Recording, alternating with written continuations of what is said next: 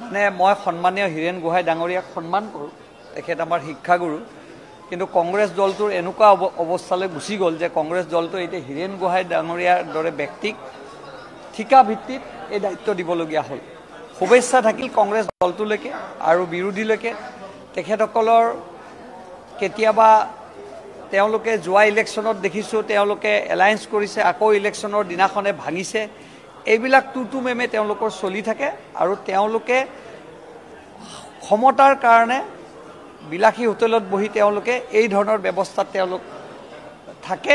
আৰু ভাৰতীয় জনতা পাৰ্টীৰ চৰকাৰখনে গাঁৱৰ শেষৰজন ব্যক্তিক সহায় কৰাৰ কাৰণে, উন্নতি কৰাৰ কাৰণে ডক্টৰ হিমন্ত বিশ্ব শৰ্মা ডাঙৰীয়াৰ নেতৃত্বত আকৌ ভাৰতীয় জনতা পাৰ্টীৰ চৰকাৰ হ'ব, তাত কোনো দ্বিমত নাই। আৰু তেখেতসকলে এনেকুৱা হোটেলত বহি, কফি মেজমেলত বহি তেওঁলোকে লাহ বিলাসত তেওঁলোকে কটাই থাকক। আমাৰ ফালৰ পৰা তেখেতসকললৈ শুভেচ্ছা থাকিল। চাওক, মই আগতেও কৈছোঁ যে কংগ্ৰেছ দলটো ইতিহাস আছিল।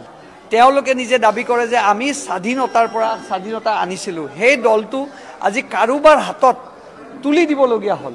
ইয়াতকৈ দুখজনক আৰু ইয়াতকৈ ভৱিষ্যত কংগ্ৰেছ দলটোৰ কি অৱস্থা আৰু আপোনালোকে যেতিয়াই তেওঁলোকে এলায়েন্সৰ কথা কৈছে, তাৰমানে তেওঁলোকৰ হাতত দুৰ্বলতাই দেখা দিছে। আৰু এলায়েন্স ইলেকশ্যনৰ সময়ত আহে, ইলেকশ্যন পাৰ হ'লে এলায়েন্সটো ক'ৰবাত গুচি যায়। ফুটবল দলিওৱা দি তেওঁলোকে লগত থকা দলবিলাকক দলিয়াই পেলায়। আৰু সেইবিলাক আমি কোৱা নাই, অখিল গগৈ ডাঙৰীয়া, কোনোবা ৰাজ্যসভাৰ সাংসদ যাৰ এজনো বিধায়ক নাই, তেওঁলোকক এইবিলাক কথা কৰি আছে। এতিয়া উপায় নাপায় এলায়েন্স কৰাৰ দৰে ব্যৱস্থাত পৰিগণিত হৈছে কংগ্ৰেছ দলটো। মানে মই সন্মানীয় হীৰেণ গোহাঁই ডাঙৰীয়াক সন্মান কৰোঁ, তেখেত আমাৰ শিক্ষাগুৰু। কিন্তু কংগ্ৰেছ দলটোৰ এনেকুৱা অৱস্থালৈ গুচি গ'ল যে কংগ্ৰেছ দলটো এতিয়া হীৰেণ গোহাঁই ডাঙৰীয়াৰ দৰে ব্যক্তিক ঠিকা ভিত্তিত এই দায়িত্ব দিবলগীয়া হ'ল। শুভেচ্ছা থাকিল কংগ্ৰেছ দলটোলৈকে আৰু বিৰোধীলৈকে।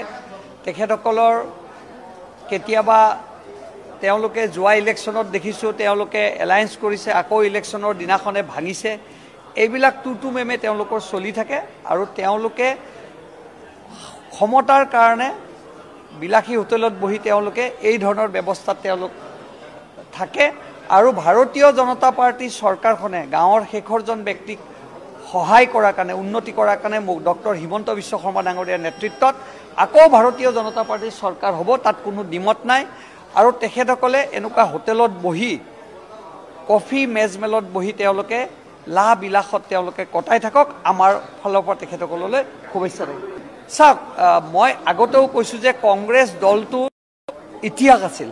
তেওঁলোকে নিজে দাবী কৰে যে আমি স্বাধীনতাৰ পৰা স্বাধীনতা আনিছিলোঁ। সেই দলটো আজি কাৰোবাৰ হাতত তুলি দিবলগীয়া হ'ল।